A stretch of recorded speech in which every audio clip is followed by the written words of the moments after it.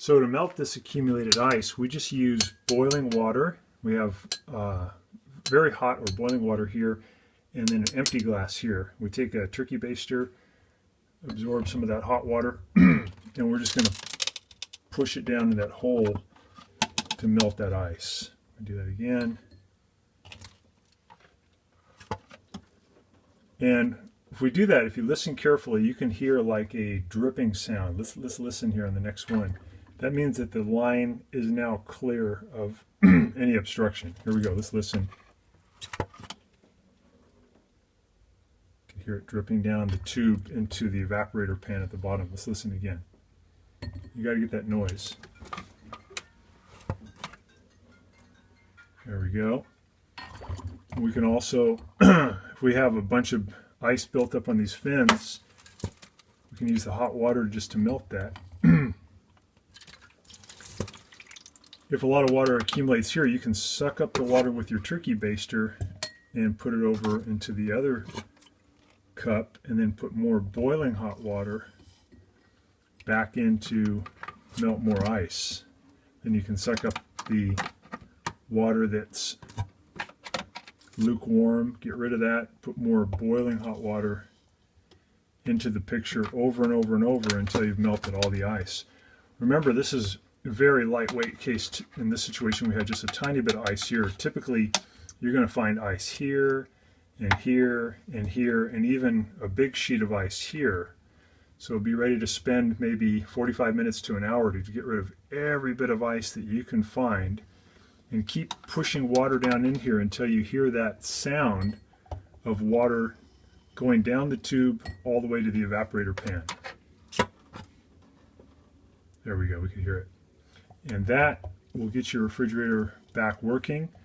The other option is just to unplug the refrigerator for about a week. That'll get rid of the ice. Even within a day, this ice will melt. But the ice deep in this tube may go down about that far, big chunk, and that can take a long time to dissolve. So it's better to open this up and get in here with boiling hot water to remove that ice. And now we're just going to put the system back together, and we're all done. I think I'll show you guys that procedure real quick, just so that we have that down. These glasses out of the way. So first thing, we're going to put the sheet metal panel back up. Prior to that, you want to look down in here and make sure there's no ice that's living in this area, because that ducting is important. It helps airflow from the fan down through here and then down into your fresh food section. So you got to make sure this is clear of ice. Got to make sure this is clear of ice. If you're all ready to go, you're going to put this back in at a 45-degree angle. Got to remember to put your clip back on. It just clips right there. And we're going to try to make sure this fits back down in there. And make sure we got a good fit. Just take your time. There we go.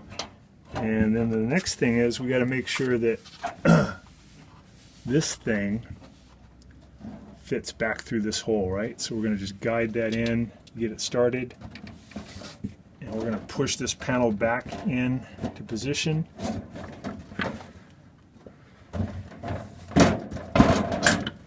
You notice this little trough. This is where water comes down into your ice maker, so you got to make sure that trough sticks out through the sheet metal. So this sticks out through the sheet metal, and this sticks out through the sheet metal.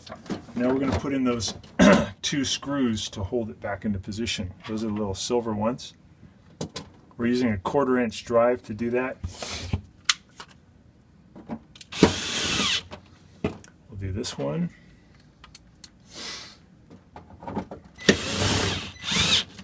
So we got that back into position. Now we put the ice maker back in.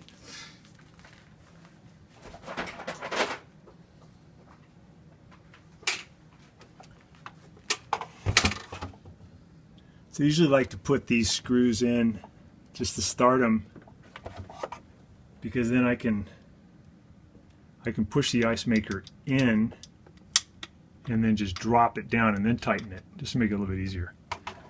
So put a screw in there. Not very far though, just part way in. Put one in here. And tilt this up so I can hook up the power again. This is kind of modular, it can only go in one way. So if you got it backwards, you just flip it around. See, flat to flat. Spin that around. Okay, there we go. Make sure it clicks all the way in tight. So now I'm going to feed these holes over these guys. I got to make sure this trough sits inside here.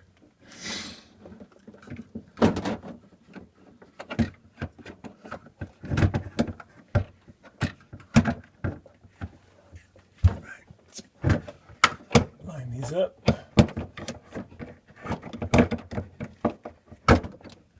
Okay, I got those lined up. I'm going to tighten them up.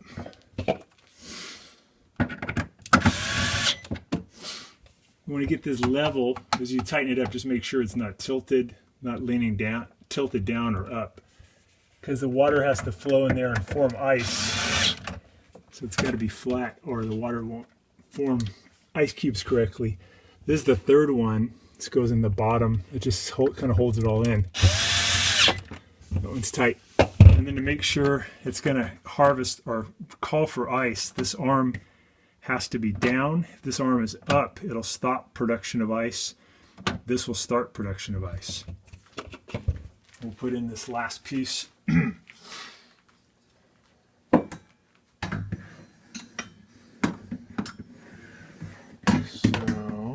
flip it around correctly. There we go. So this goes in the front. And